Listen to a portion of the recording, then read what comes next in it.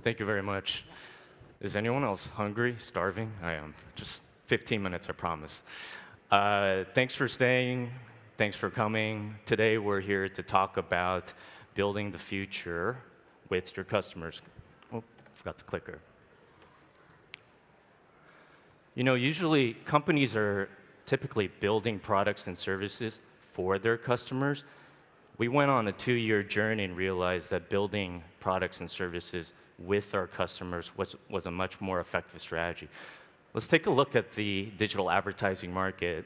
As you well know, it's a massive market. Just in 2021, it's almost $500 billion in spend. And that represented a 14% increase year over year.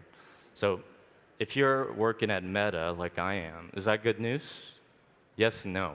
It's a massive market.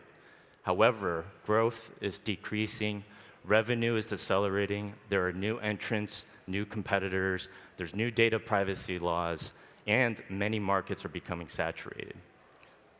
It's never been more important to really understand the needs of business decision makers, and we take that extremely seriously at Meta when we're thinking about where can we squeeze growth from. And so, what if we work together with our customers and solve for some of the most common challenges? These aren't going to surprise you, by the way. So how do we best position our new solution for advertisers, marketers, and brands out there? Which creative territory or concept should we move forward with? What are my customers' preferences across the various digital platforms that we support, as well as our competitors?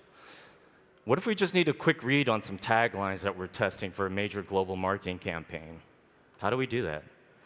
How can we improve our creative strategy for an upcoming global marketing campaign? You've seen these questions before, but ultimately it's not about doing the research, it's how are we better able to equip our stakeholders just make better decisions at the end of the day. And so obviously when we're researching these audiences, we run into the common pitfalls and challenges. It's hard to reach the right people at the right time. There's long turnaround times, super frustrating. Costs are usually exorbitant, cost prohibitive. And then also we struggle with quality, okay? So why not build a dedicated community of niche experts? This was an idea we had 2 years ago. All the stuff on the right-hand side, that was our objective and goal. We set the bar pretty high. Easier access to finding the right people, faster time to insights, measuring the ROI, and also just getting trustworthy, confident insights back that we can move forward with. And that's when we partnered with Borderless Access to build out a solution that's been 2 years in the making. Okay. Thank you, Key. Now, how are we building better decision intelligence at Borderless Access with the partnership of Meta? There's a process that's involved. First off, you have to create a dedicated portal, a UI UX interface where individuals can actually be on there, register, pre-screen, pre-validate, understand who these individuals are representative of the industries they're affiliated with and the associations they're a part of. On top of that, we created individual dashboards for each of these B2B segments. Given the fact that B2B in a broad world is very big, the audiences that we were looking at were much smaller, but not less important. In terms of how we build the brand, we had to go into a number of social media websites, B2B depositories, directories, social media advertisements, and also independent dashboards that we created within Borderless Access to make sure we were reaching out to the right audiences. On top of that, what we did was we had to do lead generation, right? To bring in the traffic of these individuals.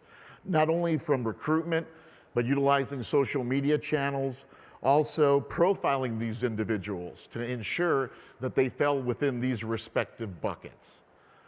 On top of that, we created a registration platform for these individuals. So once they were pre-screened and pre-validated, we then brought them onto the page where we would do quality checks. As the community was growing, of course, there is attrition at some point in time. So what we did was we put mechanisms in place for replenishment to ensure that we had these individuals that could cover for those that were falling off the community itself. On top of that, audience engagement is critical.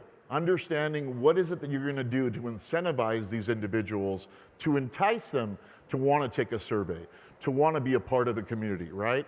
It empowers them to create this type of a platform. And then with that, you can run polls, you can run studies, you can do profiling parameter questions, just to get a more clarity on where these folks are coming from and what they're representing. Finally, an optimized targeting approach.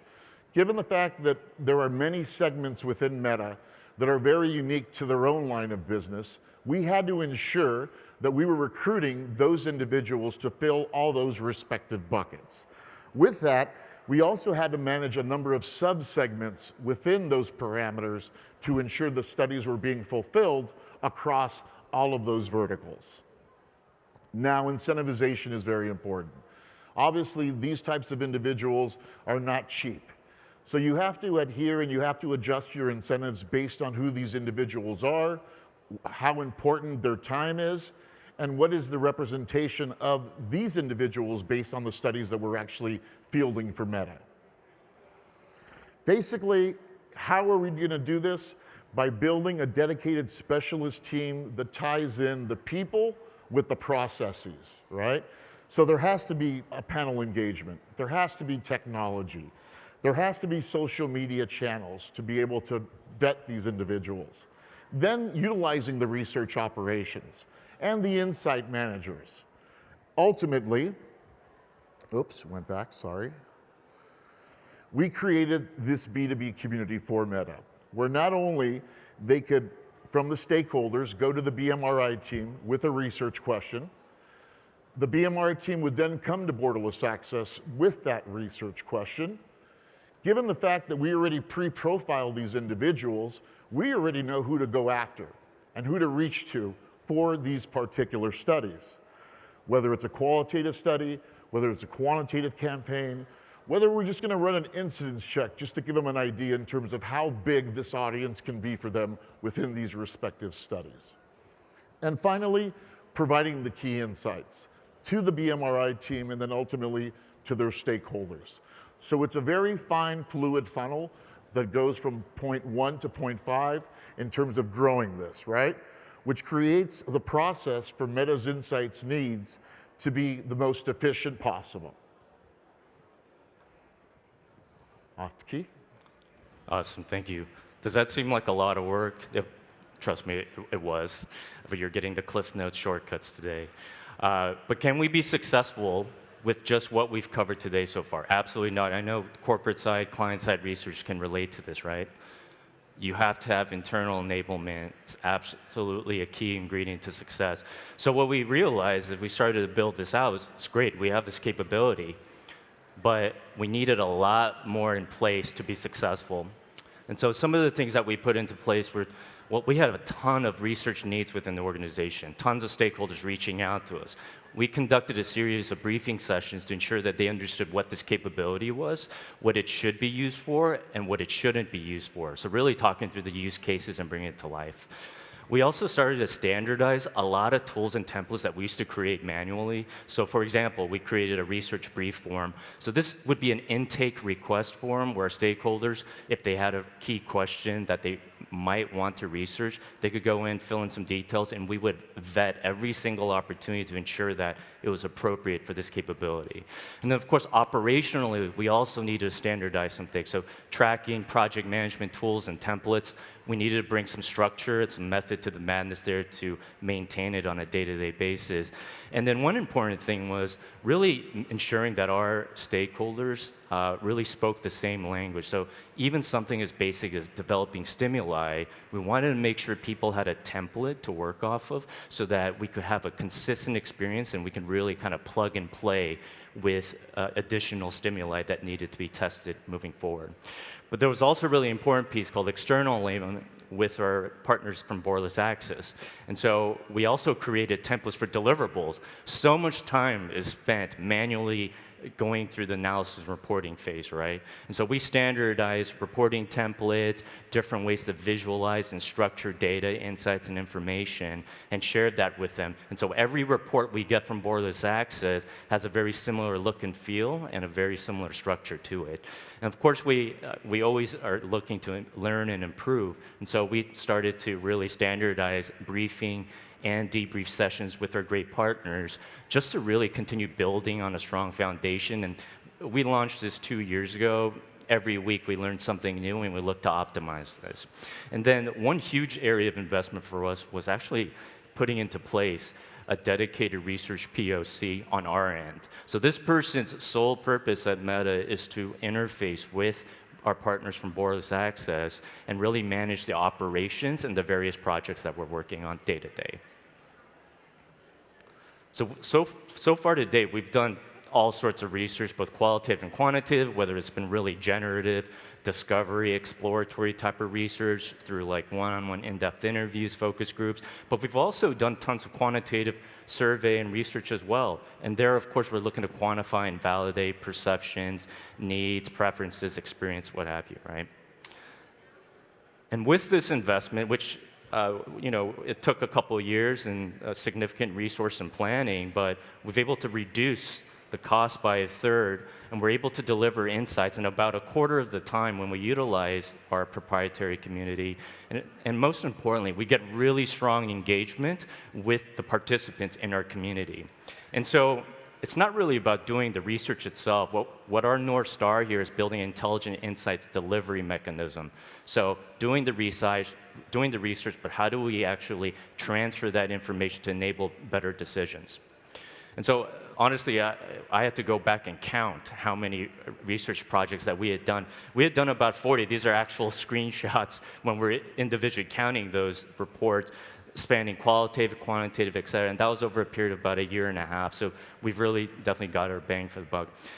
And just to double click into one specific example here, you've probably heard about Reels. Reels is a new high priority investment area for the company. Short form videos, obviously, are a really growing important category. We were partnering with the Reels brand marketing team, and really, since it's so new, they needed help positioning this offer in the market. So they came to us, and we thought this was a great opportunity to utilize our panel for some high-level evaluation and feedback. So we did a series of one-on-one in-depth interviews, and we unlocked a couple insights. One, we uncovered the fact that Reels actually does have a unique value proposition in the short-form video space, right? Something that was unique and ownable. It was anchored around the idea of people and their passions, right? And it's also why people come to Instagram, which was the second insight. So Reels really had a natural place, an organic place to live as people discover things related to their passions, as well as their friends and family on one of our most loved platforms, Instagram. And so since then, the results have been used to activate a global brand positioning, as well as various marketing strategy and marketing campaign activities. These have come to fruition across a number of our surfaces and platforms. For example, the top left-hand side is our Reels landing page when you go to metaforbusiness.com and you want to understand what Reels is all about. So as we look towards the future, there's a huge opportunity. So again, it's not just the tool or capability, it's not just enabling stakeholders, but we really believe there's an opportunity to build an insights and research ecosystem at Meta. So what we're looking to build going forward is a decision intelligence portal, and we want to extend access to our stakeholders. Give them all usernames and passwords, and let them come in here. And what that portal could feature, things around concurrent global research going on, allow them to kind of see what's being currently researched, as well as historical research. It's got things like a news feed for news articles that are related to the topics that we've researched. We also have like flash insights or bite-sized insights, again, related to the topics that we've been researching and the audiences that we care about. And then one of our most desired features is a centralized repository across those 40 projects. Imagine a searchable database by keywords for our stakeholders to engage with on a day-to-day basis. without our help. And of course, there's a few logistical things like standardizing kind of the intake request form into the portal itself, as well as various operational features, including calendar and project timeline management, so stakeholders can see when research is happening in case they should want to join that research. And then, of course, tracking of actual variable costs, as well as time spent by certain individuals supporting the research.